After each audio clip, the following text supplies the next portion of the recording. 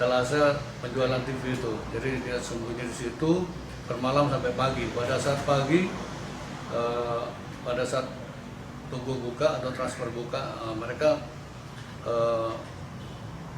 mondar-mandir seperti karyawan biasa, sehingga mereka tidak curiga. Jadi modusnya itu, dia bermalam dulu di toko itu, kemudian mengambil barang itu. Sudah berapa?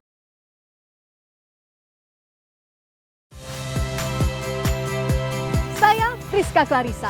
Saksikan program-program Kompas TV melalui siaran digital, pay TV, dan media streaming lainnya.